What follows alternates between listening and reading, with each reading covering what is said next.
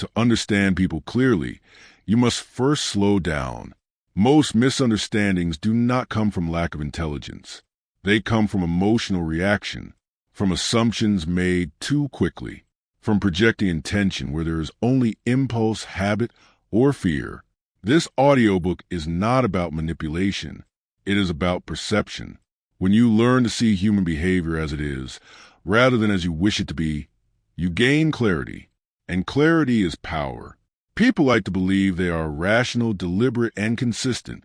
In reality, most behavior is driven by emotion, self-interest, insecurity, and unconscious patterns. This is not a flaw unique to others. It is a condition shared by everyone, including you. The difference between those who are constantly surprised by people and those who are rarely shaken by them is awareness. Awareness allows you to pause instead of react, to observe instead of assume, to understand instead of judge. This audiobook will guide you through the underlying laws that govern human nature. These laws are not moral judgments. They are patterns, reliable, repeatable, and visible once you know what to look for. When you understand these patterns, people become more predictable, not because you control them, but because you recognize what drives them. Each chapter explores a specific behavioral force: irrationality, narcissism, defensiveness, envy, conformity, and more. These forces operate quietly beneath the surface of everyday interactions. They influence decisions, relationships, conflicts, and outcomes far more than logic ever does. The goal is not cynicism. Seeing human nature clearly does not make you cold. It makes you calm. Emotional distance allows compassion without naivety.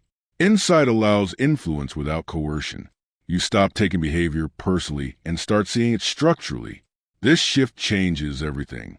You begin to recognize when emotions are speaking louder than words, when actions contradict appearances, when resistance hides fear, when confidence masks insecurity. You learn when to step forward and when to step back. Most people struggle socially not because they lack charisma, but because they misread situations. They argue when patience would win. They confront when subtlety would disarm. They reveal too much, too soon, to the wrong people. This audiobook trains restraint. Restraint is not weakness. It is strategic strength. The ability to wait, observe, and choose your response gives you an advantage in every domain: relationships, leadership, negotiation, and self-mastery. Equally important, these laws apply inward as much as outward. As you listen, you will recognize patterns not only in others, but in yourself. This awareness is essential. Without it, insight becomes arrogance. With it, insight becomes wisdom. Human nature does not change, but your relationship to it can.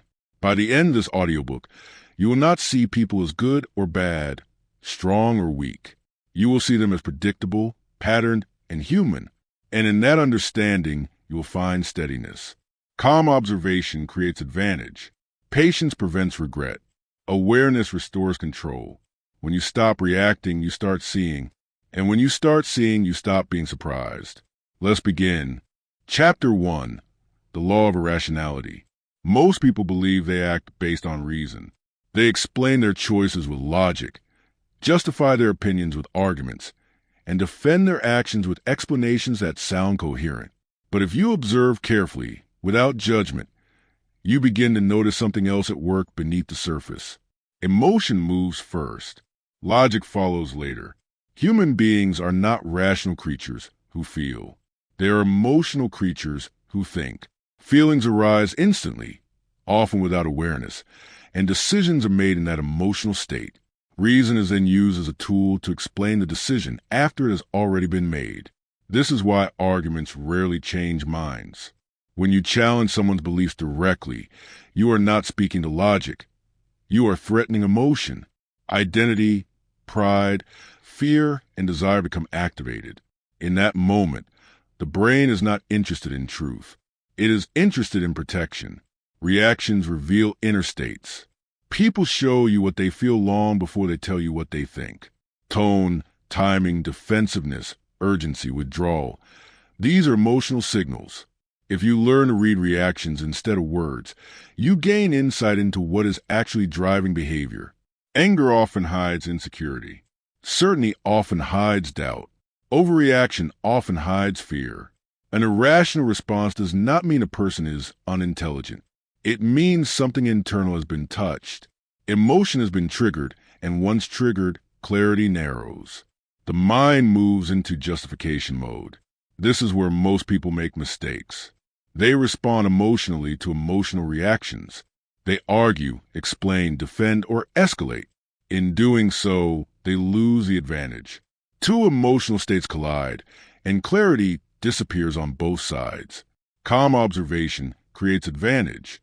When you remain calm in the presence of irrationality, you create distance. That distance gives you perspective. While the other person is reacting, you are watching, and watching reveals patterns. You notice what provokes defensiveness. You notice what creates urgency. You notice what is avoided or exaggerated. This information is far more valuable than winning an argument. Emotional distance protects clarity. Distance does not mean indifference. It means not being pulled into the emotional current. When you step back internally, you stop personalizing behavior. You begin to see reactions as data rather than attacks. This shift is powerful. For example, when someone becomes defensive over a minor issue, the issue is rarely the cause. The reaction points to something unresolved. Fear of inadequacy, fear of loss, fear of exposure. If you respond to the surface issue, you miss the real driver. Patience reveals the real cause. Irrationality often fades if not reinforced. When emotion is not fed, it settles. When it is challenged directly, it intensifies. This is why patience is more effective than pressure. Patience prevents regret. Regret often comes from reacting too quickly, sending the message, making a comment, confronting at the wrong moment. Once spoken, words cannot be retrieved. Emotional reactions feel justified in the moment, but costly in hindsight. Those who understand the law of irrationality wait. They allow space. They observe timing. They respond when emotion has cooled. This does not mean you avoid confrontation forever. It means you choose the moment when reason has a chance to be heard. Another key insight is this. People are most irrational about things tied to identity. Beliefs about self-worth, competence, morality, status, and belonging trigger the strongest emotions. When these areas are touched, logic loses influence. The more someone insists they are being reasonable, the more likely emotion is in control. Watch insistence carefully. When someone repeats their point aggressively, interrupts, or refuses nuance, emotion has taken the wheel. Logic does not repeat itself loudly. Emotion does. Understanding this changes how you communicate. Instead of correcting, you acknowledge. Instead of opposing, you align emotionally. Instead of forcing logic, you let emotion pass. Once emotion subsides, logic can enter quietly. This is not manipulation. It is realism. You are respecting how the human mind actually works. Another aspect of irrationality is projection. People often attribute their own feelings to others. If they feel insecure, they assume others are judging. If they feel dishonest, they assume others are hiding something. This projection distorts perception. Again, reactions reveal inner states. When someone accuses without evidence, they are often revealing something internal. Observing this prevents you from absorbing blame that does not belong to you. Calm observation also protects you from escalation. When you recognize irrationality early, you avoid being drawn into emotional traps. You stop engaging in circular arguments that go nowhere. You conserve energy. You preserve position. You maintain clarity. Those who master this law are rarely surprised by people. They expect emotion. They plan for it. They do not confuse emotional expression with truth. They understand that what people feel in the moment is real, but not always accurate. Finally, apply this law inward. You are not exempt. Notice when your own reactions sharpen, when urgency rises, when defensiveness appears. These are signals. Pausing in these moments, gives you the same advantage you seek with others. Self-awareness is the highest form of observation. When you understand your own irrationality, you become less controlled by it. You choose response over reaction, and that choice changes outcomes. The law of irrationality teaches one central lesson. Emotion drives behavior. Observation reveals emotion. Calm creates leverage. Those who react lose clarity. Those who observe gain it.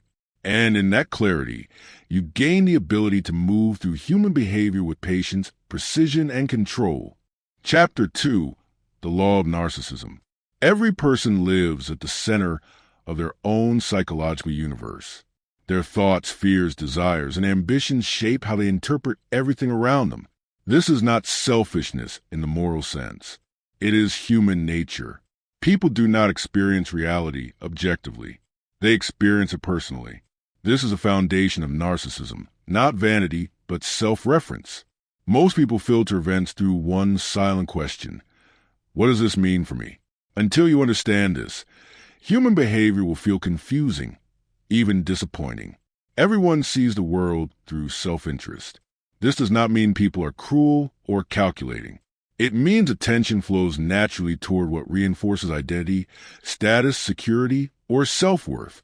Even generosity often contains a personal motive, recognition, belonging, meaning, or relief from guilt. Ignoring this leads to frustration. You may expect people to appreciate logic, fairness, or effort. Instead, they respond to what makes them feel seen, valued, or threatened. When expectations clash with this reality, resentment builds. Attention is a powerful currency. What people pay attention to reveals what they value. Compliments, criticism, silence, praise. These shape behavior far more than advice. Attention validates existence. Lack of it feels like erasure. This is why people seek recognition, even indirectly. They may exaggerate stories, repeat achievements, or create drama. These are not random behaviors. They are attempts to secure attention and, by extension, significance. Validation influences behavior. When people feel validated, resistance lowers. Defenses relax. They become receptive. When they feel ignored or dismissed, defensiveness rises. Even if your intentions are good, understanding this changes how you communicate. If you want to influence, you must first acknowledge. If you want cooperation, you must first recognize perspective. If you want to be heard, you must first listen. Appeal before you advise. Advice given without validation feels like an attack. It implies deficiency. Even helpful guidance can trigger resistance if it threatens ego. Most people do not reject advice because it is wrong. They reject it because it feels diminishing. This is why timing matters. When someone feels respected, advice feels supportive. When they feel overlooked, the same words feel critical. The content does not change. The emotional context does. Understanding narcissism prevents unnecessary conflict. Instead of asking, why are they so self-centered? You begin asking, what need is being expressed here? That question reveals motive. Often, what looks like arrogance is insecurity. What looks like stubbornness is fear of loss. What looks like indifference is self-protection. Self-interest is not always obvious. People often disguise it behind principles, logic, or morality. They argue for fairness when it benefits them. They appeal to rules when rules support their position. This is not conscious manipulation. It is rationalization. Once you see this, debates become clearer. You stop arguing on the surface level and start noticing what is actually at stake. Status, control, belonging, respect. These are the real currencies of interaction. Understanding motives increases persuasion. Persuasion does not mean forcing agreement. It means aligning your message with what the other person already values. When alignment exists, resistance fades. This is why people respond better to ideas that feel like their own. When you frame something in terms of their goals, identity, or concerns, it bypasses ego threat. The idea feels supportive rather than invasive. Narcissism also explains selective memory. People remember events that confirm their self-image and forget those that challenge it. Praise is remembered vividly. Criticism is distorted or dismissed. This protects identity but distorts reality. Expecting objectivity leads to disappointment. Expecting subjectivity leads to preparedness. When you understand this, you stop trying to prove your perspective forcefully. You recognize that changing someone's view often requires time, safety, and repeated exposure, not confrontation. This law also applies to groups. Organizations, communities, and even families develop collective narcissism. They prioritize their own image, traditions, and interests. Criticism from outsiders is resisted. Loyalty is rewarded. Dissent feels threatening. Understanding this helps you navigate systems without naivety. You learn when to align, when to stay neutral, when to disengage. Narcissism becomes dangerous when unchecked. When self-interest eclipses self-awareness, people exploit, manipulate, or dominate. Grandiosity replaces empathy. Entitlement grows. This is where narcissism becomes destructive. But most everyday narcissism is subtle. It appears as conversational dominance, selective listening, or constant self-reference. Recognizing it allows you to manage expectations and protect boundaries. Another important insight: people respond more to how you make them feel than to what you say. You can be right and still be rejected. You can be wrong and still be trusted. Emotional experience outweighs factual accuracy. This is why appealing to ego gently often succeeds where logic fails. It is not deception. It is understanding. Finally, apply this law inward. Notice how often your own attention turns towards self-concern, how praise energizes you, how criticism lingers. This awareness increases humility and restraint. When you see narcissism in yourself, you stop judging it in others. You become more patient, more strategic, less reactive. The law of narcissism teaches a crucial truth. People are motivated by self-meaning before shared meaning. Validation opens doors that force cannot. Understanding ego gives you leverage without conflict. When you appeal before you advise, when you recognize before you correct, when you understand motives before judging behavior, you stop fighting human nature and start working with it. That is not manipulation. That is intelligence. Chapter 3. The Law of Role-Playing. Every person you meet is performing a role. This role is not necessarily false, but it is selective. People reveal what feels safe and conceal what feels risky. Identity is protected through presentation, and presentation is shaped by context. People wear masks to protect identity. These masks are rarely conscious. They are habits formed over years of social feedback. Approval reinforces certain traits. Disapproval suppresses others. Over time, people learn which parts of themselves are rewarded and which are punished. The rewarded parts are displayed. The rest are hidden. This is not deception in the dramatic sense. It is adaptation. A person may appear confident in public and uncertain in private, warm in one environment, distant in another. None of these are lies. They are roles activated by circumstance. Words often conceal intent. Language is the easiest tool to manipulate, often unintentionally. People say what sounds acceptable, reasonable, or flattering to their self-image. They speak ideals more readily than truths. Promises are easier than follow-through. This is why listening only to words leads to misjudgment. Intent reveals itself under pressure, inconvenience, or temptation. When comfort is removed, roles strain, cracks appear, and through those cracks, truth emerges. Actions reveal truth.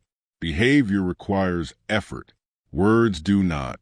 When someone repeatedly acts in a way that contradicts their stated values, the behavior is the accurate signal. This does not mean the values are fake. It means the person has not integrated them. Consistency exposes authenticity. Authenticity is not perfection. It is alignment. When values, words, and actions align over time, authenticity is present.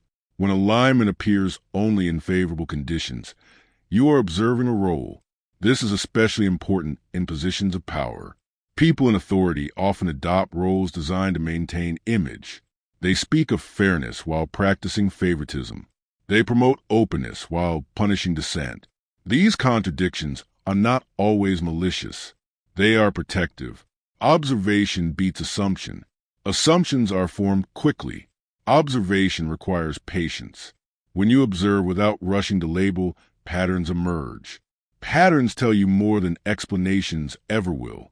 For example, notice how someone behaves when they gain something versus when they lose something, when they are praised versus criticized, when they are watched versus unobserved. These shifts reveal which parts are role and which parts are core. Roles are situational. A person may play the victim to gain sympathy in one context and the authority figure in another. This does not make them fake. It makes them strategic, often unconsciously. Understanding this prevents disappointment. You stop expecting consistency across all situations. Instead, you look for consistency within patterns. What does this person do when threatened, when admired, when ignored? Those responses form a behavioral signature. Another important insight: people often believe their own roles. Over time, the mask becomes internalized. The person identifies with a role and defends it aggressively. This is why challenges feel personal. You are not questioning behavior. You are threatening identity. This explains strong reactions to mild feedback. When a role is fragile, it must be protected. Defensiveness increases. Justification becomes automatic. Rationalization replaces reflection. Calm observation keeps you from triggering unnecessary resistance. You do not need to expose roles publicly. Exposure often backfires. When people feel unmasked, they retaliate or withdraw. Influence is lost. Instead, you adjust expectations privately. You interact with the role while understanding the reality beneath it. This allows strategic engagement without confrontation. Roles also exist in yourself. You are not exempt. You play roles depending on who is watching. Professional, agreeable, confident, detached. These are adaptive behaviors. Awareness does not require abandoning roles. It requires not being controlled by them. When you know which role you are playing, you regain choice. The law of role-playing teaches restraint. Do not rush to trust declarations. Do not judge contradictions immediately. Do not confuse performance with character. Character reveals itself slowly, through repetition. Time is the greatest revealer. If you give people time and observe without emotional investment, their roles stabilize or collapse. What remains is closer to the truth. This is not cynicism. It is realism. Seeing roles clearly allows compassion without naivety. You stop feeling betrayed when behavior changes. You expected variability. You stop overcommitting based on charm. You stop underestimating based on humility. You watch for alignment. The quiet observer gains advantage. While others react to appearances, you notice patterns. While others argue over words, you track behavior. While others chase consistency, you accept complexity. In social dynamics, the one who sees clearly does not need to dominate. They simply position themselves wisely. The law of role-playing reminds you of one essential truth. People show you who they are, but rarely all at once. Roles are signals, not lies. Consistency over time is the closest thing to truth. Watch patiently. Listen selectively. Trust behavior. In doing so, you protect yourself from illusion and gain insight that most people never develop. Chapter 4. The Law of Compulsive Behavior. People like to believe they change easily. They talk about fresh starts, new intentions, and lessons learned. Yet, when you observe behavior over time, a different reality appears. Most people repeat themselves, not because they want to, but because they are patterned. Past behavior predicts future behavior. This is not a moral judgment. It is an observation of how habits form. Behavior is shaped by repetition, reinforcement, and unresolved internal needs. Once a pattern is established, it resists change. Words may shift, explanations may evolve, but behavior tends to return to familiar paths. This is why promises often fail. A promise is a conscious intention. A habit is an unconscious force. When the two collide, the habit usually wins, especially under stress, fatigue, or pressure. Patterns reveal character. Character is not what someone claims to value. It is what they do repeatedly, especially when there is little oversight. One action means little. A pattern means everything. If someone repeatedly avoids responsibility, they are avoidant. If someone repeatedly seeks control, they are controlling.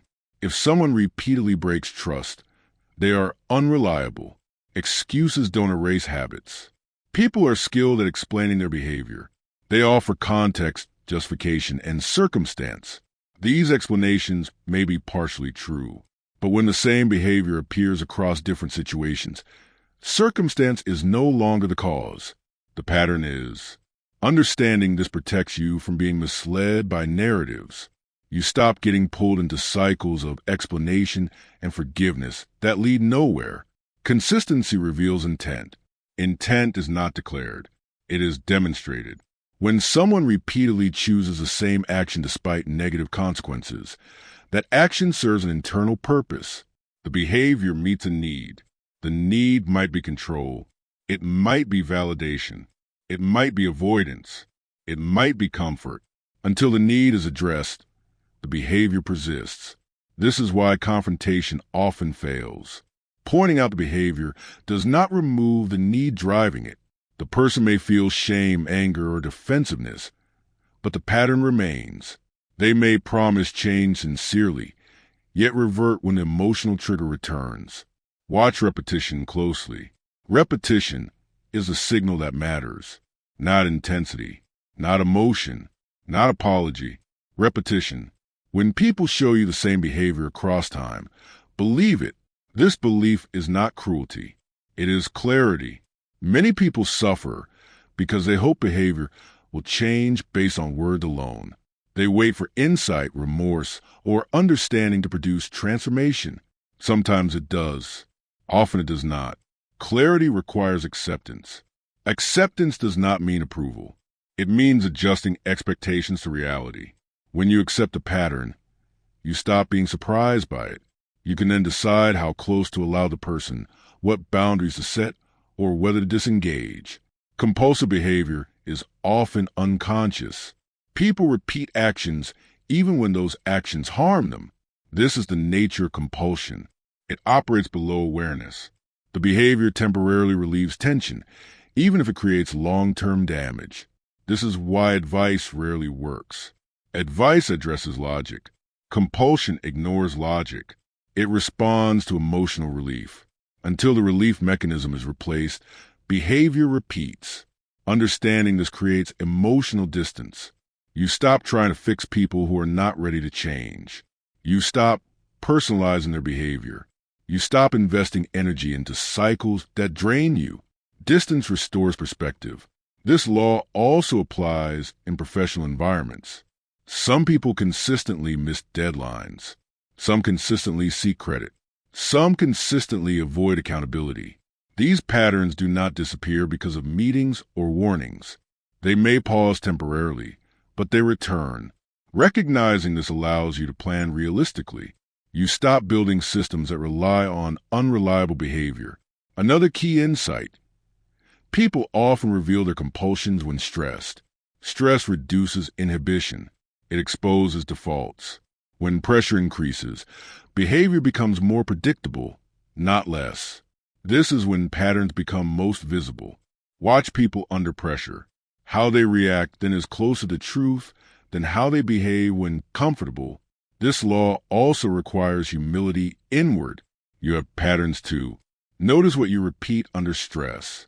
Avoidance, overworking, withdrawal, control. These patterns shape your outcomes as much as anyone else's behavior shapes theirs. Awareness is the first interruption. When you recognize your own compulsions, you gain choice. You may not eliminate them instantly, but you reduce their power. Discipline redirects destiny.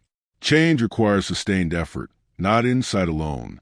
Without structure and accountability, awareness fades and patterns return. Responsibility restores control. When people take responsibility for their patterns, change becomes possible. When they do not, repetition continues. This distinction matters. You cannot change someone who does not see their pattern, but you can protect yourself from being pulled into it. The law of compulsive behavior teaches a simple, uncomfortable truth. People repeat who they are until something interrupts the pattern. Words describe intention. Behavior reveals reality. If you want clarity, stop listening for explanations and start watching for repetition. Patterns are honest. They do not argue. They do not persuade. They simply continue. And those who learn to read them gain foresight, stability, and control without confrontation, without illusion, and without regret. Chapter 5. The Law of Covetousness. Human desire is rarely born in isolation. People do not simply want things because those things are useful or meaningful. More often, desire is awakened by comparison. We want what others seem to value, possess, or enjoy. This comparative impulse is subtle, powerful, and deeply rooted. Desire grows through comparison. When people see others admired, rewarded, or elevated, something stirs internally. Attention shifts. Curiosity turns into longing. What was once ignored suddenly feels important. This is not because the object changed, but because its social meaning did. Status amplifies desire. An object, position, or relationship gains value when it appears scarce or admired. People want what signals distinction. They want what seems to elevate identity. This is why trends spread quickly and fade just as fast. Scarcity increases attraction. What feels limited feels valuable. When access appears restricted, desire intensifies. When something is easily available, interest fades. This applies not only to material things, but to people, attention, and opportunities. Oversharing reduces value. When everything is revealed, mystery disappears. Mystery invites imagination. Imagination fuels desire. When people know everything, there is nothing left to project onto. Interest declines. This is why restraint often attracts more than display. Quiet confidence protects position. Those who constantly announce their value invite comparison and resentment. Those who move quietly allow others to discover value gradually. Discovery feels earned. Earned value is respected more deeply. Covetousness is often unconscious. People rarely admit they want something because others have it. Instead, they justify desire with logic. They say it is practical, deserved, or necessary. But beneath the explanation is comparison. Understanding this prevents envy from surprising you. When someone suddenly shifts behavior, becomes distant, competitive, critical, it may not be about you personally. It may be about what you represent. Success, visibility, or confidence can trigger comparison even without intent. Envy disguises itself. It may appear as advice, concern, humor, or indifference. Rarely does it announce itself openly. The more subtle it is, the more likely it is operating beneath awareness. Distance preserves peace. When you sense covetousness, pulling closer rarely resolves it. Comparison intensifies with proximity. Distance reduces stimulation. It allows emotions to cool without confrontation. This does not mean isolation. It means selective access. Another important insight: people covet not only possessions, but states of being. Freedom, calm, confidence, belonging. These invisible qualities provoke just as much desire as visible success. When someone lacks these internally, seeing them in others can trigger discomfort. Discomfort seeks relief. That relief may come through imitation, criticism, or withdrawal. Recognizing this helps you avoid misinterpreting behavior as hostility when it is actually longing. Covetousness also explains why praise sometimes feels cold. When praise lacks warmth, it may contain comparison. Compliments delivered with tension often reveal envy rather than admiration.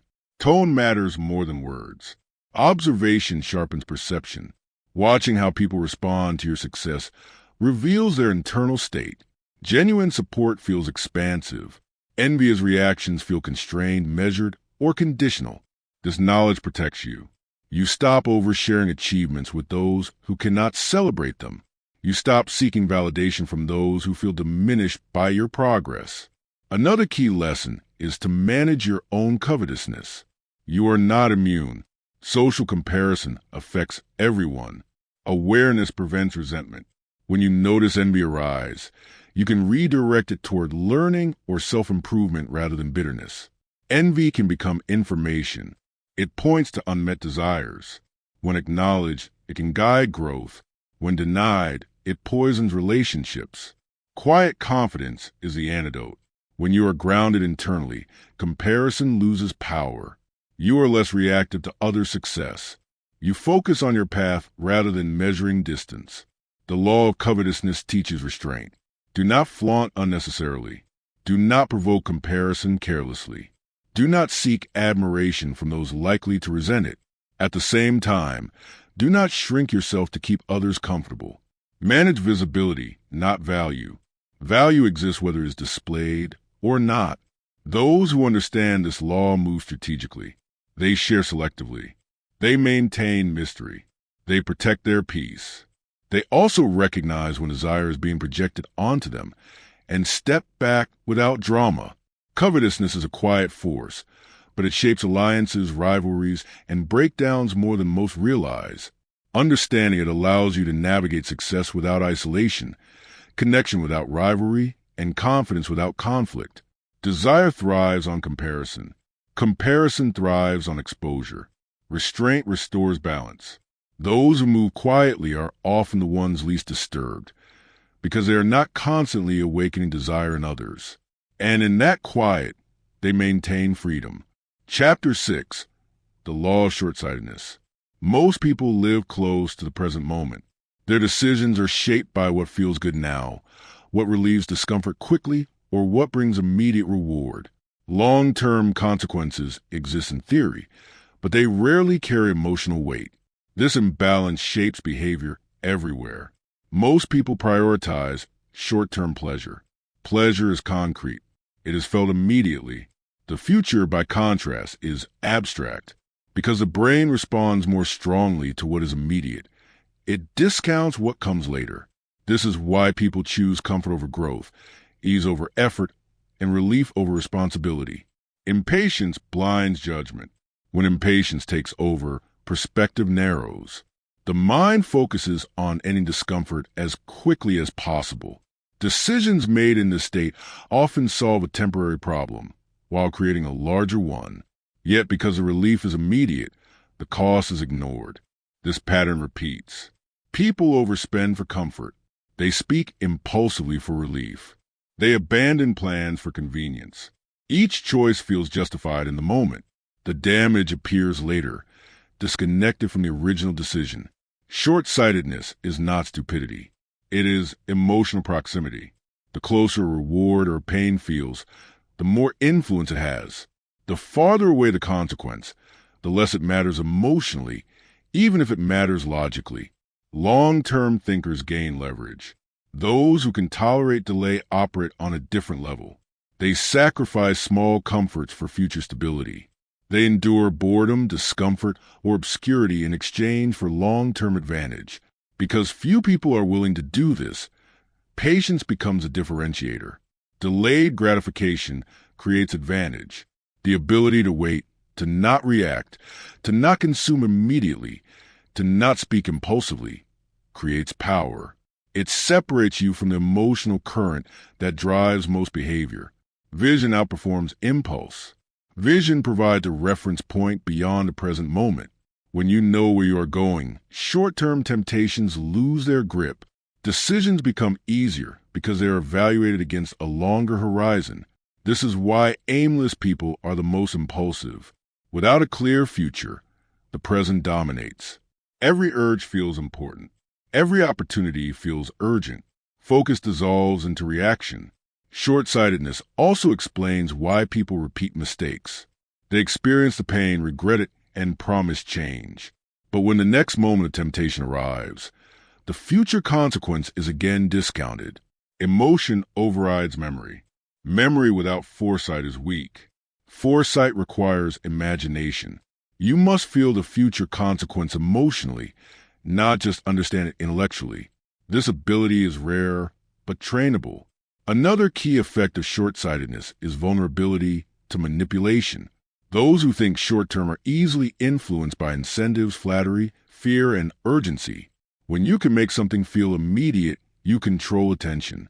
Urgency hijacks judgment. This is why pressure tactics work. They collapse time. They make the future invisible. Understanding this protects you.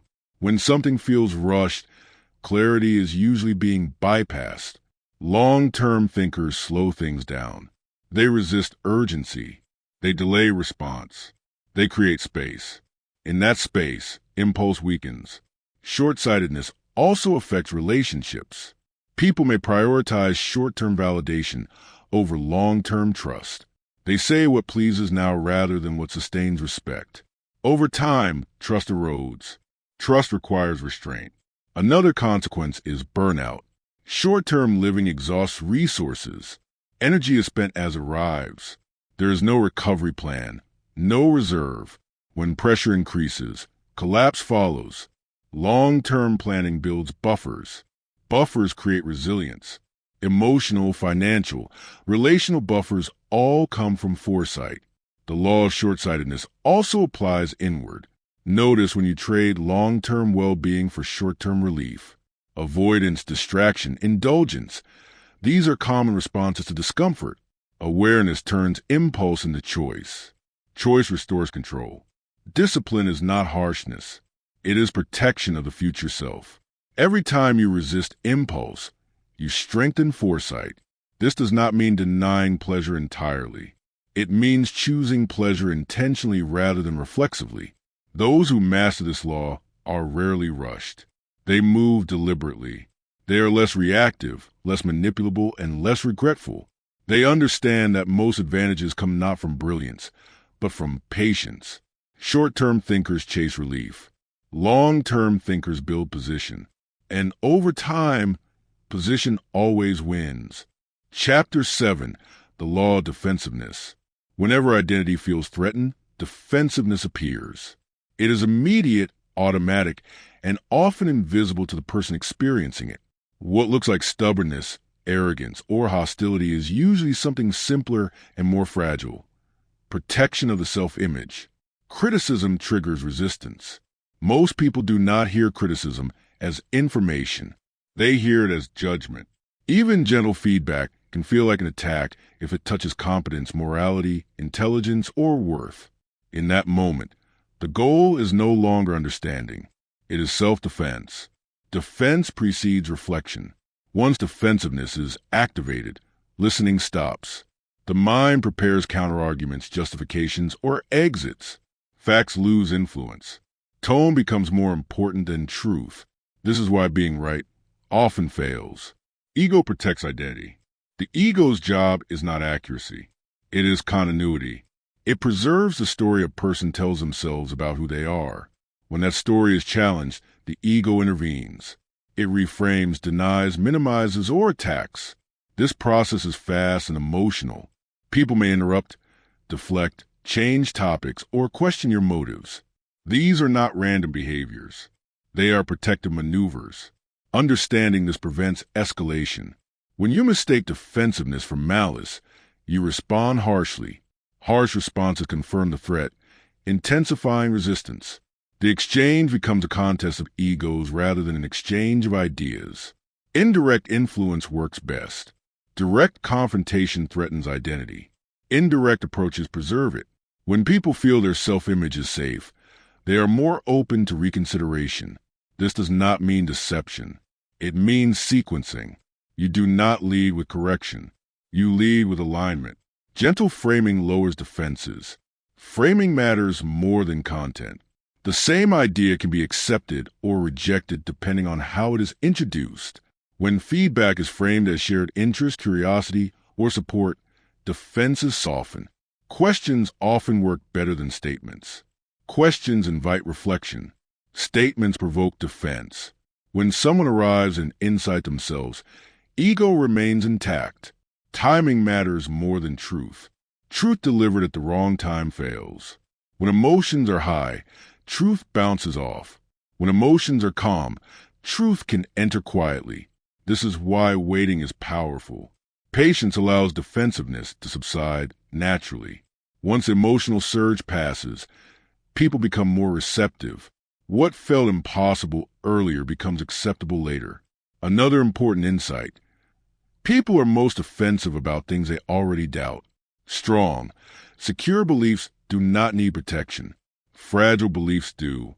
When someone reacts intensely, it often signals internal conflict rather than confidence. Watch intensity. Intensity reveals vulnerability. Defensiveness also appears as over-explaining. When people talk excessively to justify themselves, they're often trying to convince themselves as much as you. Silence in these moments is more effective than rebuttal. Silence creates space. Space allows emotion to dissipate. It removes fuel from defensiveness. Many people resolve their own resistance when not pushed. Defensiveness also shapes group behavior. In groups, criticism threatens belonging. People defend not only themselves, but the group identity. This leads to conformity, denial, and resistance to change, even when change is necessary. Understanding this helps you navigate organizations. You do not attack group values directly. You align with them and introduce change as an extension rather than rejection. Defensiveness is also why apologies are difficult. Admitting fault feels like shrinking the self. The ego resists this contraction. When apologies occur, they often come after emotional processing, not logical persuasion. Allowing dignity makes accountability possible. When people feel respected, they are more willing to acknowledge mistakes. When they feel cornered, they double down. This law also applies inward. You become defensive too. Notice when feedback irritates you disproportionately. When you feel the urge to explain, justify, or dismiss immediately. These are signals. Something internal is being protected. Self-awareness interrupts defensiveness. Pausing in these moments gives you choice. You can listen instead of react. This is difficult, but transformative. Those who manage defensiveness, both theirs and others, gain influence without force. They are not louder. They are calmer. They do not rush to correct. They understand that clarity enters when ego relaxes. Another subtle form of defensiveness is passive resistance. Delays, forgetfulness, compliance without commitment. These often signal unspoken resistance. Direct pressure increases it. Indirect understanding dissolves it. Reading these signals prevents misinterpretation. Not all resistance is opposition. Some is self-protection. The law of defensiveness teaches restraint and timing. Do not attack identity. Do not rush truth. Do not confuse resistance with refusal. Create safety first. When people feel safe, they listen. When they listen, change becomes possible. This does not mean you abandon boundaries or truth. It means you choose the path that preserves clarity rather than ego conflict. Those who understand defensiveness avoid unnecessary enemies. They resolve conflict quietly. They influence without humiliation. They know that most resistance is not against ideas, but against perceived threat. Remove the threat, and resistance often disappears. That is the quiet power of understanding human defensiveness. Chapter 8. The Law of Self-Sabotage. Many people believe their biggest obstacles exist outside themselves. They point to circumstances, other people, timing, or luck. Yet when you observe outcomes across time, a quieter force often appears. Internal patterns that repeat regardless of environment. Inner patterns shape outcomes. People unconsciously recreate familiar emotional states, even when those states are painful. The mind seeks what it knows, not what is healthy. If chaos, neglect, or instability were once familiar, calm and stability can feel foreign, even threatening. This is how self-sabotage begins. A person moves toward improvement, then hesitates. Progress triggers discomfort. Old identities are challenged. Instead of pushing forward, the mind finds ways to retreat. Missed opportunities, impulsive decisions, unnecessary conflict. These behaviors rarely feel deliberate. They feel justified. Unresolved issues repeat externally. What has not been examined internally will reappear externally. Patterns of failure, rejection, or conflict repeat until addressed. The people change. The situations change. The outcome remains similar. This repetition is not coincidence. It is unfinished emotional business seeking expression. For example, someone who fears abandonment may sabotage relationships once closeness increases. Someone who equates success with pressure may undermine progress to return to familiar struggle. Someone who doubts their worth may reject opportunities that confirm it. Self-sabotage protects identity. Change threatens the internal narrative. If you believe you are undeserving, success creates tension. The mind resolves this tension by restoring the familiar state, often unconsciously. Discipline redirects destiny. Awareness alone is not enough. Insight without structure fades. Self-sabotage thrives in ambiguity. Discipline creates containment. It replaces impulse with intention. Discipline does not mean harsh control. It means consistency in the face of discomfort. Small, repeated actions interrupt patterns. Over time, new responses become familiar. Familiarity reduces fear. Fear reduction allows progress to continue. Awareness interrupts cycles. The first step is noticing the pattern without judgment. Judgment fuels shame. Shame strengthens sabotage. Observation weakens it. Ask simple questions. What happens just before things go wrong? What emotion appears before the decision? What belief is being reinforced? Patterns reveal themselves when observed calmly. Responsibility restores control. Responsibility does not mean blame. It means ownership. When you recognize your role in recurring outcomes, you regain agency. You stop waiting for circumstances to change. Agency dissolves helplessness. Self-sabotage often hides behind busyness.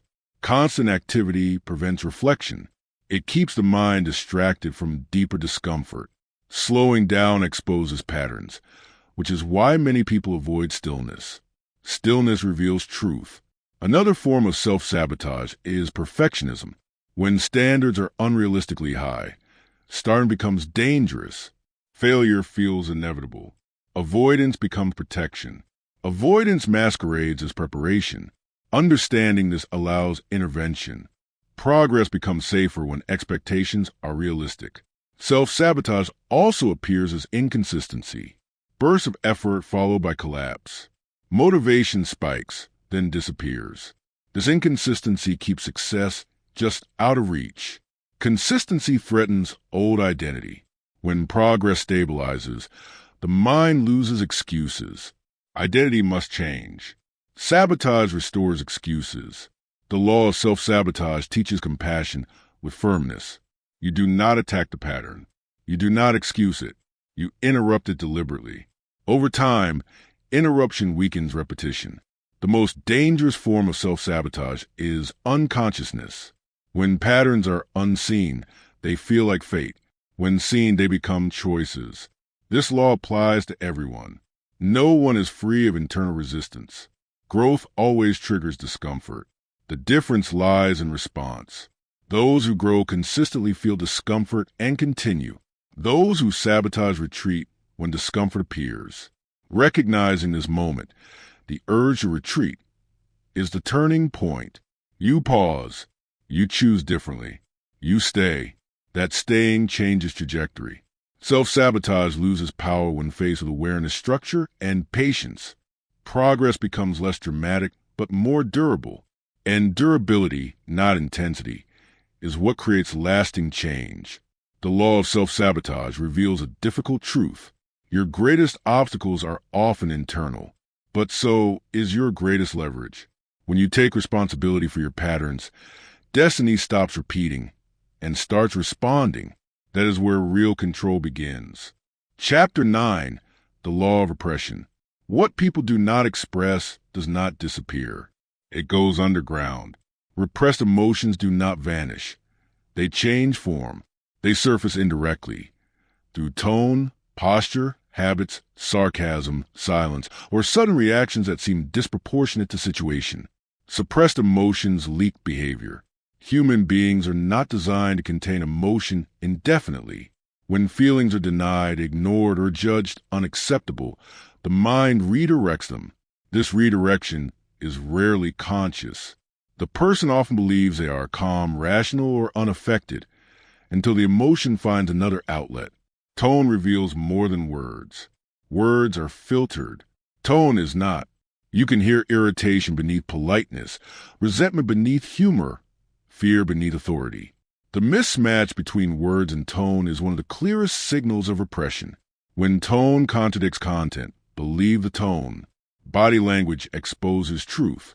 The body reacts before the mind edits. Tight jaws, crossed arms, restless movement, shallow breathing. These are emotional signals. They reveal discomfort, resistance, or tension that words attempt to conceal. Sensitivity sharpens perception. Sensitivity is not emotional fragility. It is attentiveness to subtle cues. Those who notice shifts in energy, posture, and rhythm understand people more accurately than those who listen only to speech. Repression creates unpredictability. Unexpressed emotion builds pressure. Eventually it releases, often suddenly and inappropriately. Calm turns to anger. Agreement turns to sabotage. Kindness turns to withdrawal. Observers are confused because the trigger seems minor. The trigger is rarely the cause. It is the final outlet. This is why over-politeness can be dangerous. When people never express disagreement, resentment accumulates. The eventual release is often extreme. Those who express emotion moderately and honestly are more predictable than those who suppress constantly. Repression also distorts self-perception. People convince themselves they are unaffected. They rationalize behavior. They explain away discomfort.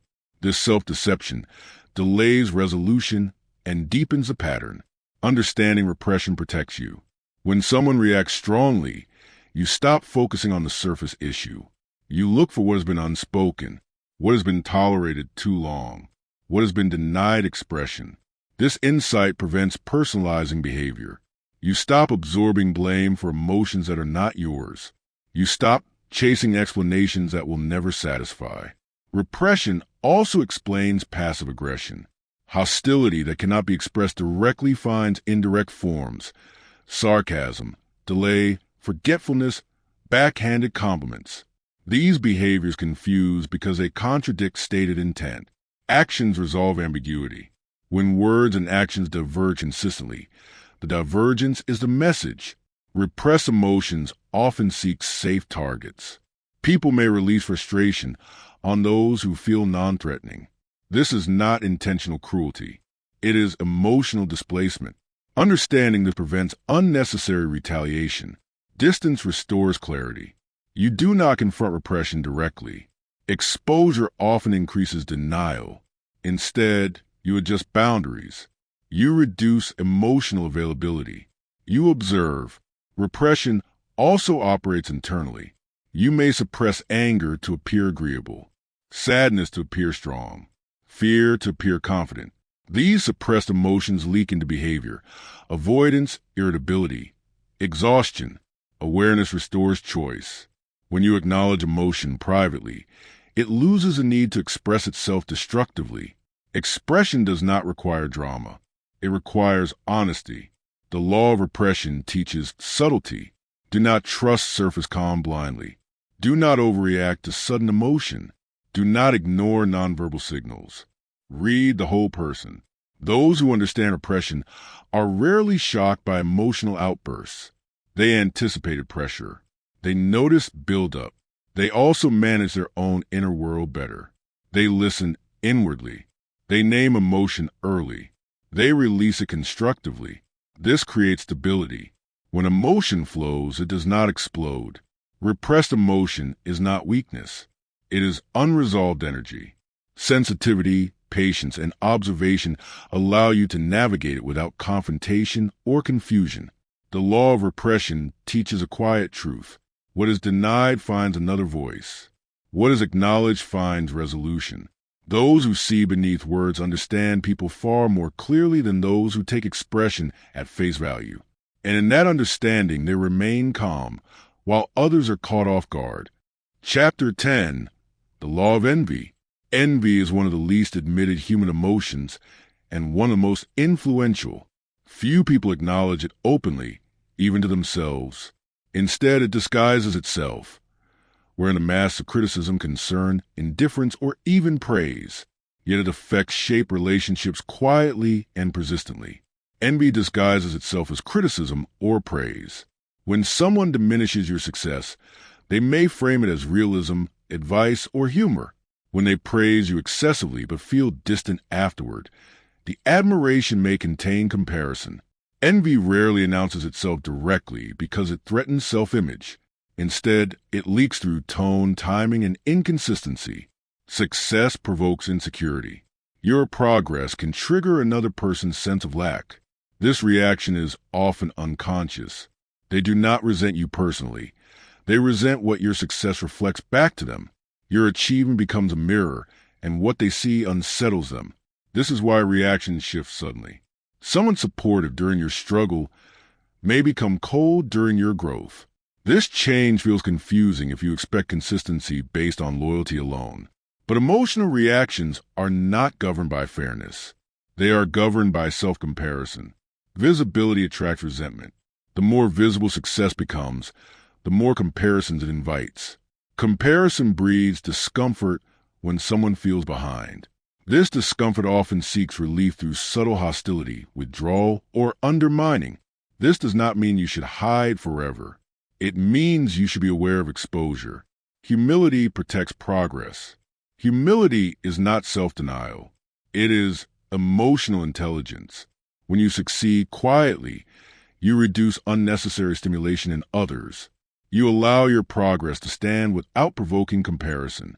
Distance preserves peace. Not everyone can walk beside you at every stage. Some relationships function only within certain power balances. When those balances shift, distance may be the healthiest response. This is not punishment. It is adjustment. Envy also explains why advice can feel strange after success. People may offer guidance you did not ask for. They may highlight risks excessively. This behavior often masks discomfort. It is easier to warn than to confront envy. Watch patterns, not words. Genuine support remains consistent. Envy fluctuates. Another important insight: envy grows fastest in proximity. Those closest to you, peers, colleagues, friends, are more likely to compare themselves. Distant admiration feels safer than close comparison. This is why strangers often celebrate your success more easily than acquaintances. Understanding this prevents bitterness. You stop demanding support where capacity is lacking. Envy also exists inwardly. You feel it too. Recognizing envy in yourself is essential. Denied envy becomes resentment. Acknowledged envy becomes information. It reveals unmet desires and values. When you feel envy, ask what it points to. Is it freedom, recognition, mastery, security? Use the signal constructively. Envy turns toxic when ignored. Ignored envy corrodes character. It leads to passive aggression, rationalization, or self-sabotage. Awareness interrupts this trajectory. Another subtle effect of envy is moralization. People may frame their discomfort as ethical superiority. They criticize ambition, wealth, or visibility as shallow. This reframing protects self-esteem while dismissing what they secretly desire. Understanding this prevents unnecessary debate. You stop defending your choices. You recognize projection. Envy also explains sudden boundary violations. People may feel entitled to comment, intrude, or judge when they feel diminished. This entitlement stems from emotional imbalance, not authority. Clear boundaries restore balance. You do not argue with envy. You contain it. Humility, distance, and restraint are effective responses. The law of envy teaches discernment. Not everyone who smiles supports. Not everyone who criticizes opposes. Look at consistency, not language. Those who understand envy avoid oversharing progress. They choose their audience carefully. They protect momentum. They also avoid internalizing resentment. They accept that envy is human, not personal. This acceptance creates calm. When you stop expecting universal celebration, disappointment disappears. You move forward quietly. Envy loses power when it is neither provoked nor feared. The greatest protection against envy is inner alignment. When you are grounded in your values, comparison weakens. You measure progress against yourself, not others. And when you understand envy, you stop being surprised by it. You remain composed. You maintain distance. You protect peace. Success does not require explanation. Progress does not require permission. Understanding the law of envy allows you to grow without hostility, visibility without vulnerability, and confidence without conflict. It teaches you when to share and when to stay silent. And in silence, momentum is preserved. Chapter 11. The Law of Grandiosity. Success changes how people see themselves. At first, achievement brings relief, proof that effort mattered. But over time, repeated success can distort perception. Confidence expands into certainty. Certainty hardens into superiority. This shift is subtle, gradual, and often invisible to the person experiencing it. Success can inflate ego. Ego inflation does not begin as arrogance. It begins as identification. You stop seeing success as something you did and start seeing it as who you are. When identity fuses with achievement, self-image becomes fragile. Any threat to success feels like a threat to the self. This fragility invites overconfidence. Overconfidence invites mistakes. When people believe they are above error, they stop questioning assumptions. They listen less. They dismiss warnings. They rely on instinct where analysis is required. Because previous success rewarded intuition, they trust it blindly. Blind trust narrows perception. Small signals are ignored. Feedback feels unnecessary. Complexity is oversimplified. The very awareness that once enabled growth is replaced by certainty. Self-awareness preserves balance. Those who sustain success over time remain aware of their limits. They treat confidence as a tool, not an identity. They ask questions even when praised. They remain students even when recognized. This humility is strategic. It keeps perception wide. Grounding sustains growth. Grounding is a practice of returning to fundamentals, revisiting basics, maintaining routine, and staying connected to reality beyond applause. Without grounding, success floats. Floating leads to detachment. Detachment leads to error. Many failures are not caused by lack of ability, but by loss of grounding. Restraint signals wisdom. True authority does not need to announce itself. When someone constantly reinforces their status, they reveal insecurity. Grandiosity often speaks loudly. Wisdom speaks selectively. Watch how people respond to disagreement. Those trapped in grandiosity react defensively. They dismiss critics. They mock alternatives.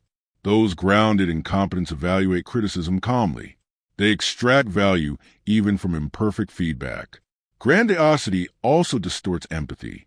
As ego expands, perspective shrinks. Others are seen as lesser, slower, or replaceable. This damages relationships quietly. Loyalty erodes. Trust weakens. Isolation increases. Isolation reinforces delusion. Without honest feedback, self-image becomes exaggerated. Mistakes multiply because no one feels safe pointing them out.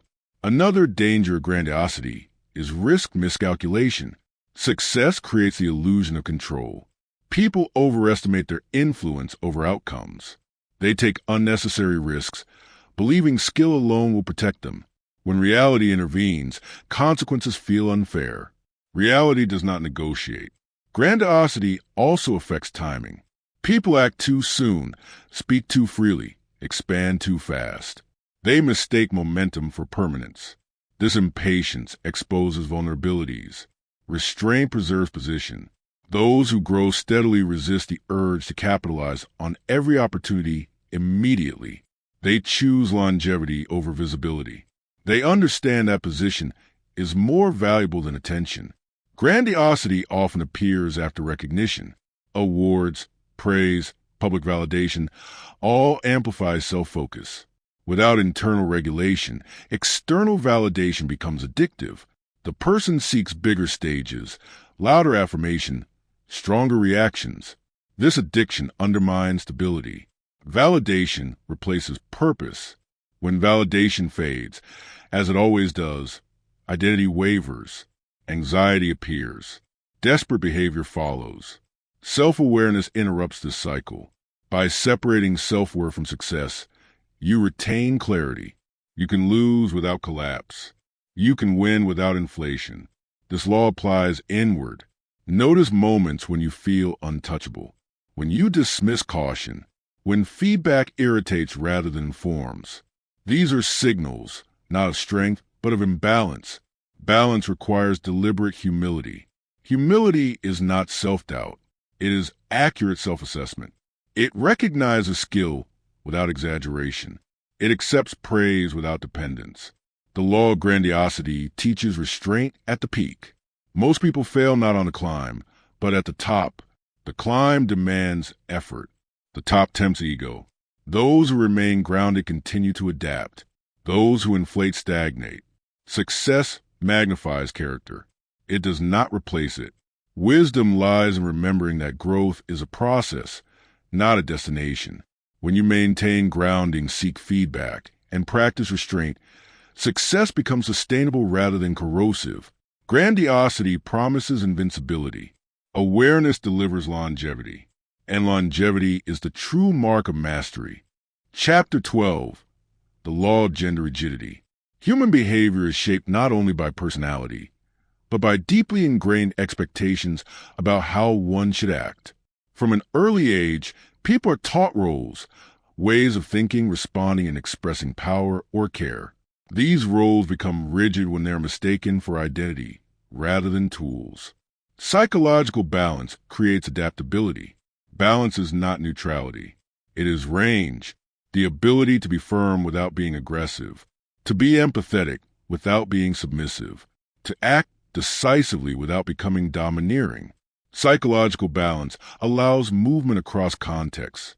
Rigidity removes that movement. When people cling to a single mode of behavior, they lose effectiveness. What once protected them becomes limiting. Strength becomes harshness. Sensitivity becomes avoidance. Control becomes inflexibility. Energy must match context.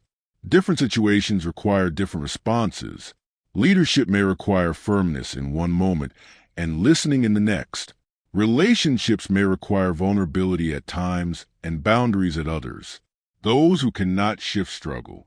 Rigid roles fail under changing conditions. People who over-identify with toughness resist softness, even when softness would resolve conflict.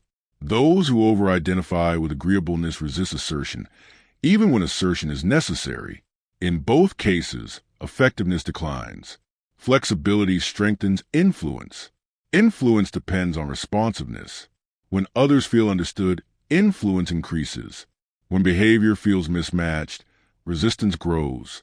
Rigidity creates predictability, but not the useful kind. It makes responses easy to anticipate and exploit. Adaptable individuals are harder to manipulate. They cannot be boxed. They respond rather than react. Extremes reduce effectiveness. Any extreme, excessive dominance or excessive compliance, creates imbalance. Extremes narrow options. They limit communication. They provoke counterreactions. Balance increases social intelligence. Social intelligence is the ability to read the room and adjust behavior accordingly. It requires awareness of self and others. Rigid identity blocks this awareness because behavior is pre-decided. Pre-decided behavior ignores nuance. Another effect of rigidity is emotional suppression. People deny parts of themselves that conflict with their role. They suppress vulnerability, intuition, or assertiveness. Suppressed traits do not disappear. They leak indirectly, often through resentment or anxiety. Balance integrates traits. Integration reduces internal conflict. When traits are accepted rather than denied, behavior becomes calmer and more intentional. Rigidity also affects perception of others. People judge those who violate expected roles harshly. This judgment blinds understanding. It creates unnecessary conflict and misinterpretation. Understanding complexity reduces hostility. Those who accept psychological balance recognize that behavior exists on a spectrum. They stop moralizing traits and start evaluating effectiveness. This law also applies inward. Notice which traits you resist expressing. where you default automatically, where flexibility feels uncomfortable. Discomfort often signals underused capacity. Developing balance is uncomfortable at first. Growth requires practicing unfamiliar responses. Assertiveness may feel rude. Vulnerability may feel risky. Restraint may feel weak. These feelings are temporary. Capacity expands with use. Balance improves resilience. When circumstances change, balanced individuals adapt quickly. They do not cling to outdated roles. They adjust without identity crisis. Rigidity creates fragility. Fragility appears as overreaction when expectations are violated. Balance absorbs shock. Another important insight: people respect balance instinctively.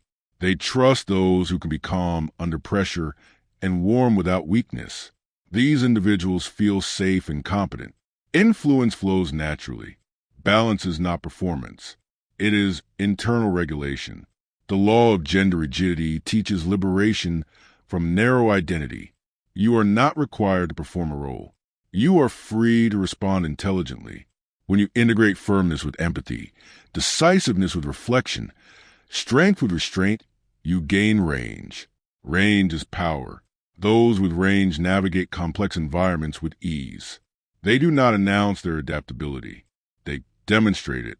In social dynamics, flexibility outperforms rigidity every time. Balance does not dilute identity. It strengthens it. And those who cultivate balance gain influence without force, respect without intimidation, and connection without loss of self. That is the quiet advantage of psychological adaptability. Chapter 13, The Law of Aimlessness. When people lack a clear sense of direction, their behavior becomes unstable. Decisions feel reactive rather than intentional. Energy scatters. Effort increases, but progress remains minimal. Aimlessness is not laziness. It is absence of orientation. Lack of purpose leads to drift. Without a defined aim, the mind gravitates toward whatever offers immediate stimulation or relief. Distractions become attractive. Commitments weaken. Consistency feels unnecessary because there is no long-term reference point. Drift is subtle. A person may appear busy, active, and engaged, yet feel internally disconnected. Days fill, but meaning thins. This emptiness often manifests as restlessness, irritability, or chronic dissatisfaction. Direction stabilizes behavior. Purpose functions as an anchor. It organizes priorities and filters decisions. When direction exists, choices simplify. You know what to pursue and what to ignore. Attention consolidates. Without direction, everything competes. Every opportunity feels equally important. Every demand feels urgent. Focus fragments because there is no hierarchy. Purpose sharpens decisions. Decisions become easier when measured against a larger aim. You stop asking, "Do I feel like this?" and start asking, "Does this move me forward?" This shift reduces emotional volatility. Emotion loses control when meaning is present. Aimlessness also increases susceptibility to influence. When people lack direction, they adopt the goals of others. They conform to group norms, trends, or expectations without reflection. This borrowed direction provides temporary structure, but rarely lasting fulfillment. Borrowed purpose fades quickly. Once external validation or pressure disappears, motivation collapses. The cycle repeats. Meaning anchors identity. When purpose is internal, identity stabilizes. You are less reactive to praise and criticism. You do not need constant reassurance because direction comes from within. The stability is noticeable. People with purpose move calmly. They do not rush unnecessarily. They do not over-explain. Their actions align naturally. Aimlessness often hides behind cynicism. People who mock ambition or dismiss meaning often feel disconnected from their own. Dismissing purpose becomes a defense against confronting its absence. Understanding this prevents argument. You stop trying to convince. You observe. Aimlessness also leads to short-term thinking. Without a future orientation, immediate pleasure dominates. Long-term consequences feel irrelevant. This reinforces impulsive behavior and regret.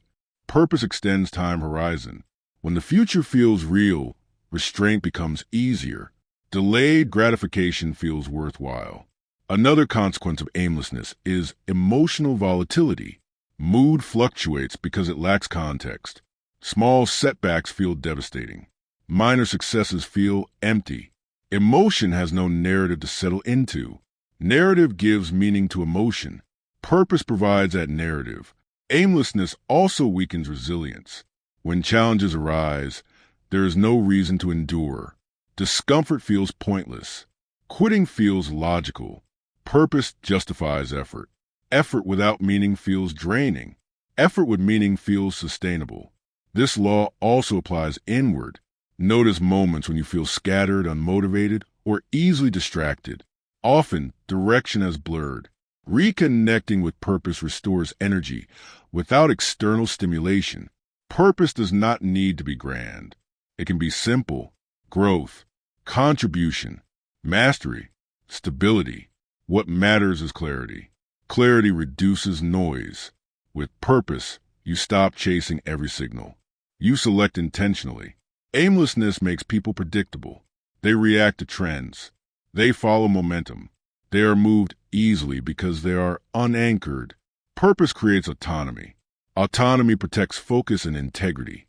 Those who understand this law do not rush others toward purpose. They know it cannot be imposed. They create space, model direction, and let insight emerge.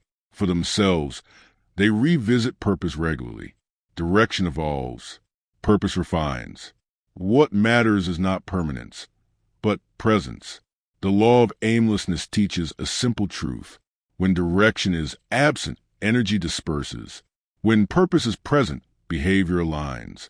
Meaning is not discovered accidentally. It is chosen, clarified, and protected. Those who move with purpose are not louder. They are steadier.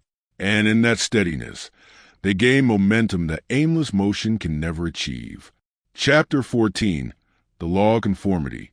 Human beings are social by design. Belonging once meant survival, and exclusion meant danger. That ancient wiring still operates beneath modern behavior.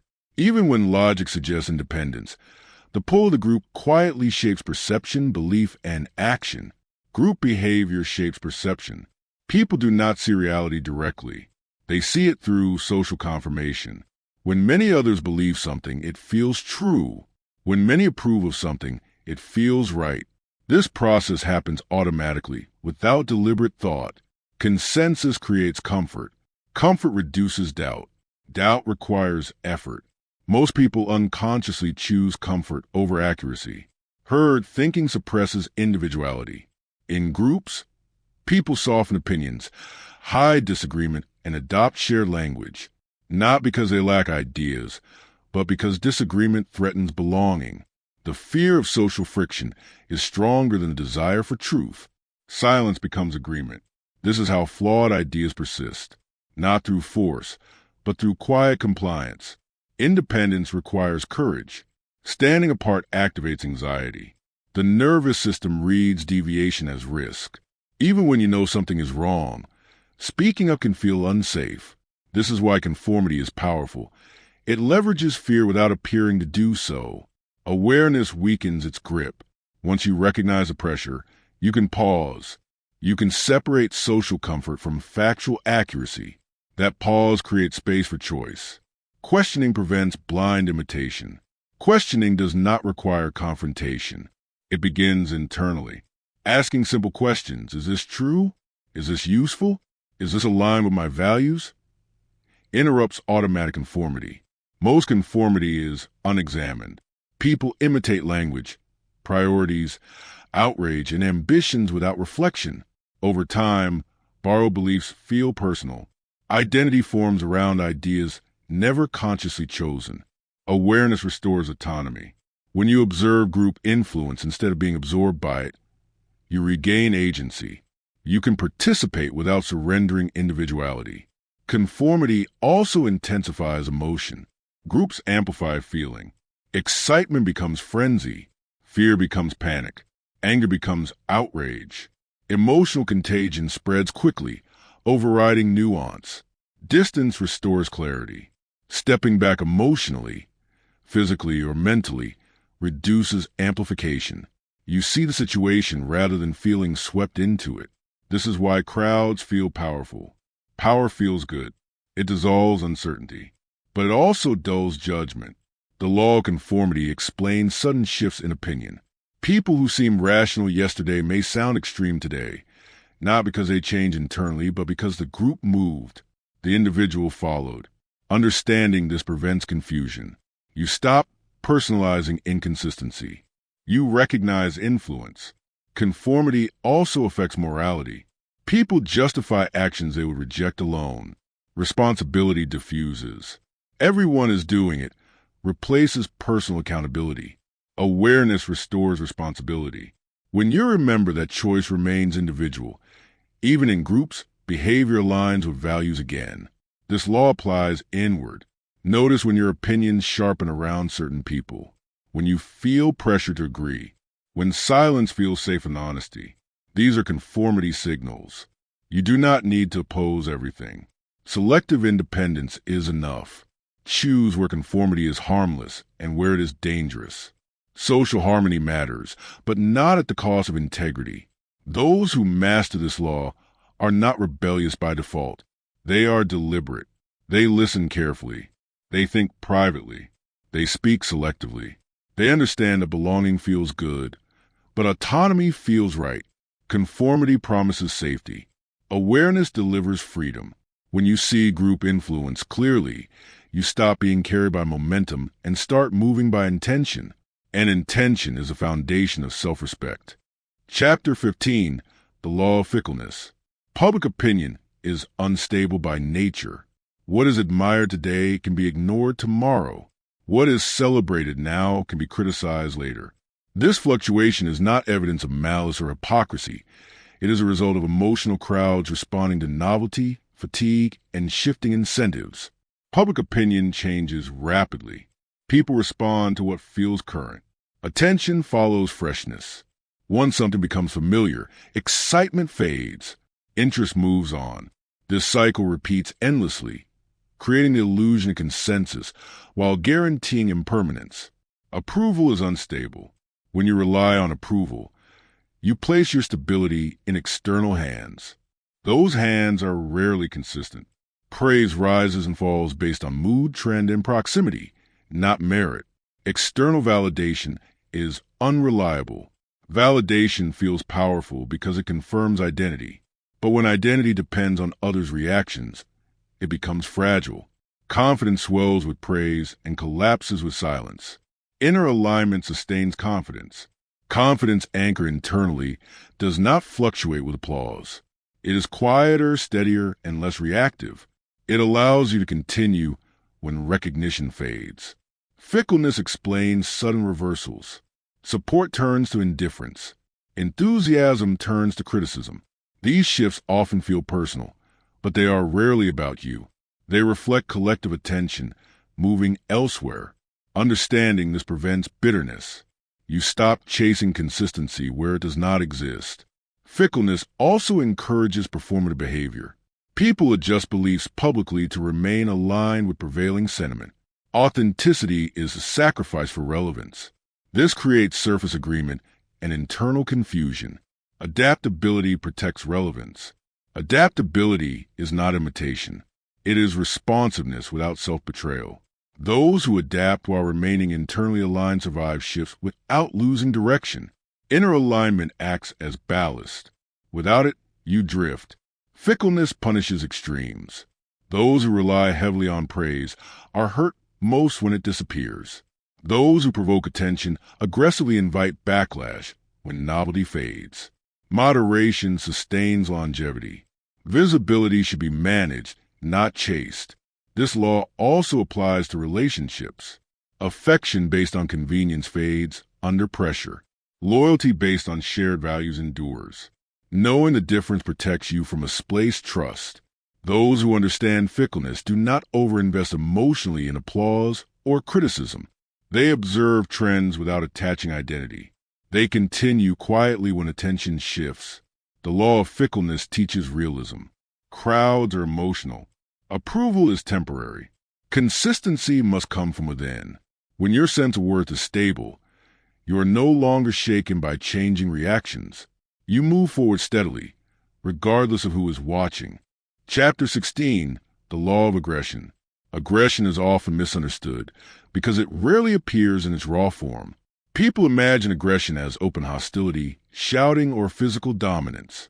In reality, aggression is more frequently concealed, redirected, or denied. What is suppressed does not disappear. It seeks expression. Repressed aggression surfaces indirectly.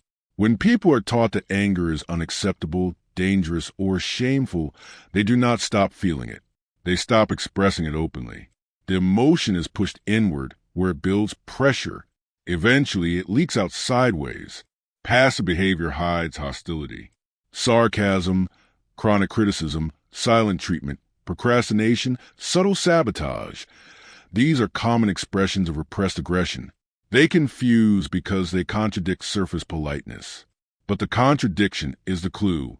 When behavior undermines, while words reassure, aggression is present. Aggression is energy. At its core, aggression is not evil. It is force.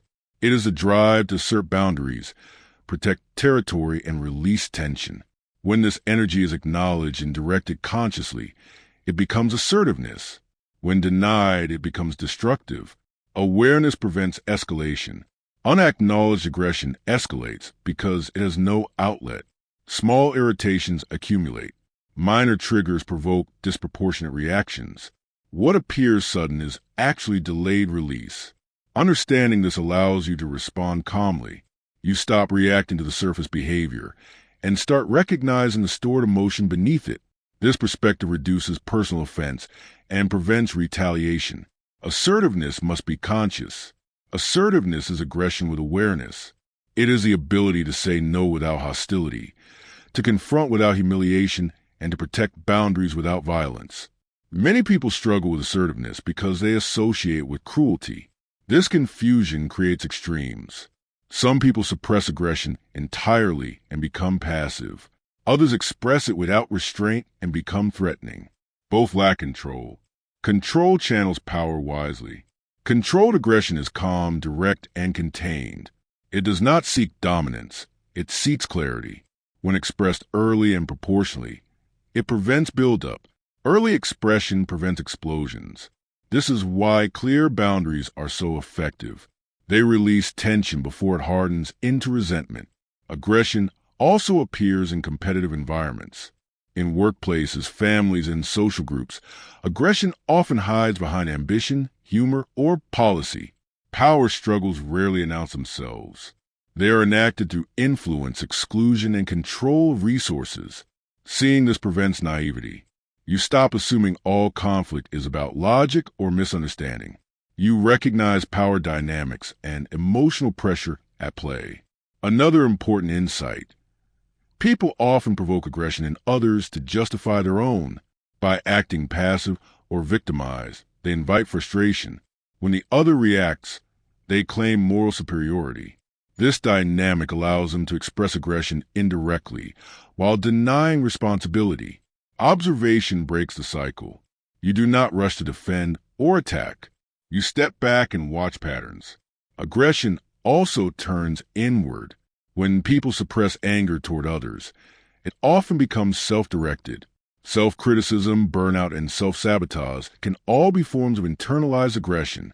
Healthy expression protects mental health. Acknowledging anger privately, setting boundaries, and acting decisively prevents self-destruction. The law of aggression applies inward as well. Notice where you feel irritation, but say nothing. Where you tolerate too much. Where resentment builds quietly. These are signals, not of weakness, but of unmet boundaries. Listening to these signals restores balance. Aggression does not need to be feared. It needs to be integrated.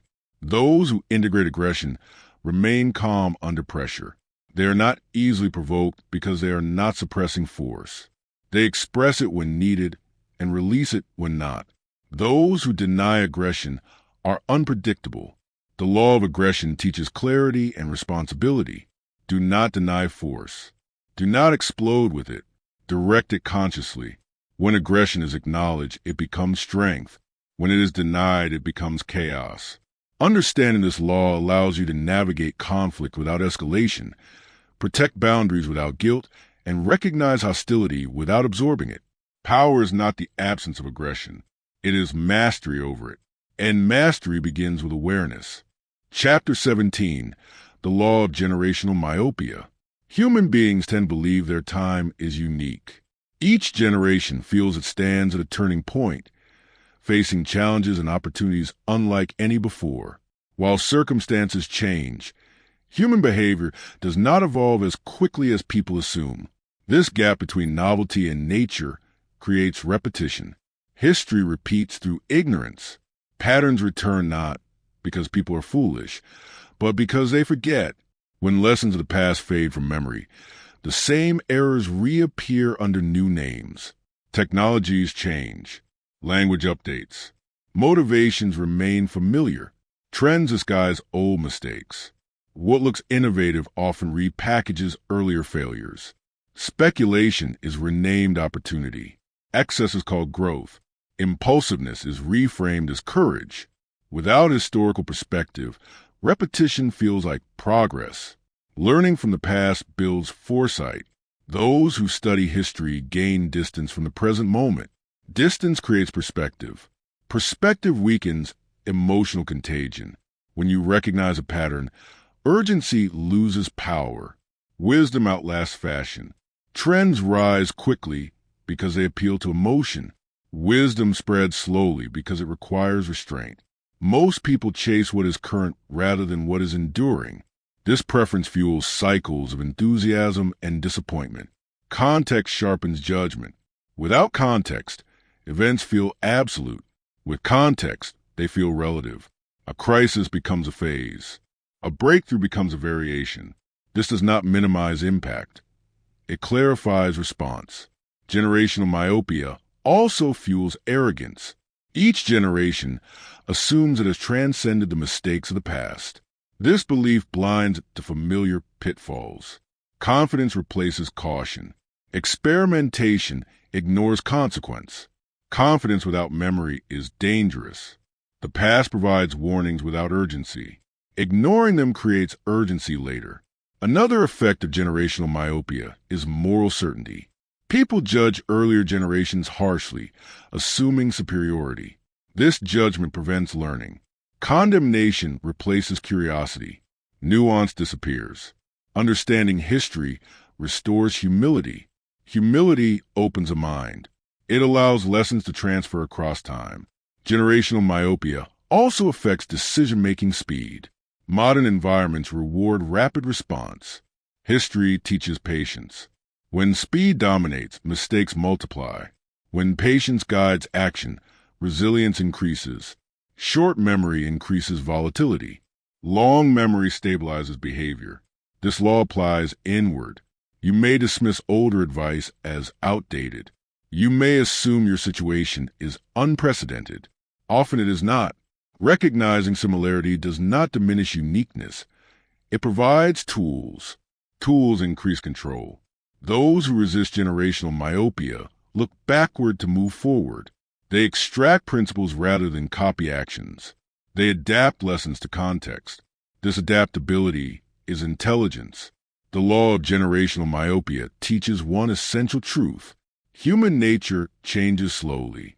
Forgetting accelerates repetition. Memory restores foresight. Those who remember are less reactive. Those who forget relive. Understanding this law allows you to step outside the urgency of the present and respond with depth rather than impulse. History does not trap you. It prepares you. And preparation is a quiet advantage that endures across generations. Chapter 18, The Law of Death Denial. Most people live as if time is abundant.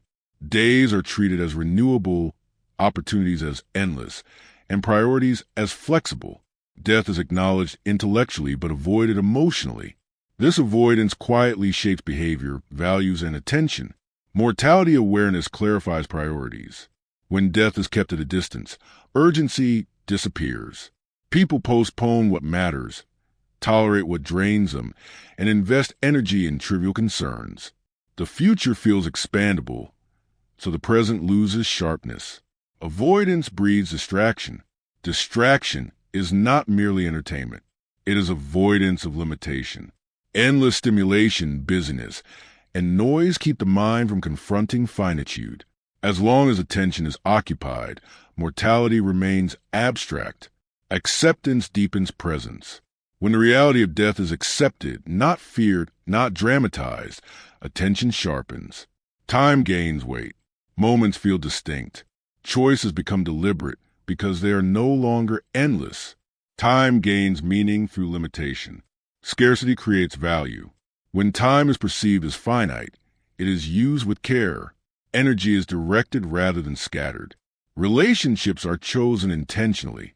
Commitments are honored more seriously. Living intentionally dissolves fear. Fear thrives on avoidance. When mortality is faced calmly, fear loses its grip. Death becomes a boundary, not a threat. Within that boundary, life becomes clearer. Death denial distorts priorities. People chase recognition, accumulate excess, and engage in conflicts that will not matter. Ego expands to fill the vacuum left by meaning. Without an awareness of endings, beginnings lose significance. Mortality awareness restores proportion. Petty concerns shrink. Long-standing resentments feel heavy and unnecessary.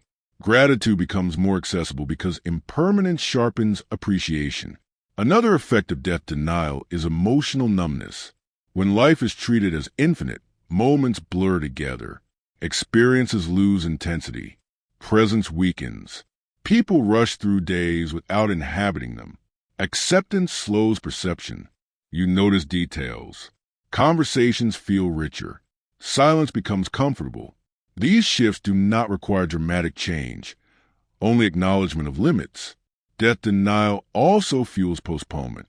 I'll do it later becomes a mantra. Later becomes a substitute for commitment. Many lives are spent preparing rather than living. Awareness interrupts postponement. When you recognize that later is uncertain, action becomes easier. You speak honestly. You choose courage over comfort. You invest where it matters. This law also applies to conflict. When mortality is acknowledged, grudges feel absurd. Pride softens. Apologies become easier. The cost of silence becomes clearer than the cost of vulnerability. Death awareness is not morbid. It is grounding. It does not remove joy, it intensifies it. It does not create despair. It creates discernment. Another important insight. People often deny death by clinging to permanence. They seek legacy through status, control, or dominance. These pursuits distract from presence. They trade living for remembering. True meaning is experienced, not preserved. The law of death denial teaches a quiet urgency. Not haste, not panic, but clarity. Clarity about what deserves attention. Clarity about what can be released. Clarity about what cannot wait. Those who live with mortality in mind are not gloomy. They are focused. They choose depth over accumulation. They value time over approval. They forgive faster. They listen more fully. They waste less energy. Acceptance does not remove sadness. It removes illusion. An illusion is what steals life quietly. When you accept death, you stop rehearsing life and start inhabiting it. You no longer wait for permission. You no longer confuse urgency with importance. You no longer postpone authenticity. Time becomes precious. Presence becomes natural. Fear loses authority. The law of death denial teaches a final truth of human nature. When you remember that life ends, you finally begin to live deliberately, not louder, not faster, but truer. And in that truth, clarity replaces distraction, and meaning replaces fear. Understanding human nature does not make you superior to others. It makes you steadier. Throughout this audiobook, you've explored the quiet laws that govern behavior, irrationality, narcissism, role-playing, repetition, envy, defensiveness, conformity, and the denial of mortality. None of these forces are moral failures. They are patterns, and patterns become predictable once they are seen. The moment you stop reacting and start observing, control returns. Not control over people, but control over yourself, your responses, your boundaries, your energy. This awareness changes how you move through the world. You stop taking behavior personally. You stop being surprised by predictable reactions. You stop wasting effort trying to correct what can only be managed or avoided. Instead, you choose patience over impulse, distance over drama, clarity over conflict. You also begin to recognize these patterns within yourself. This is where the real work happens. Without self-awareness, knowledge turns into arrogance. With it, knowledge becomes wisdom. Reading people is not about manipulation. It is about timing. It is about restraint. It is about choosing when to engage and when to step back. When you understand human nature, you stop fighting it. You allow emotions to pass before speaking. You appeal before advising. You watch behavior more than words.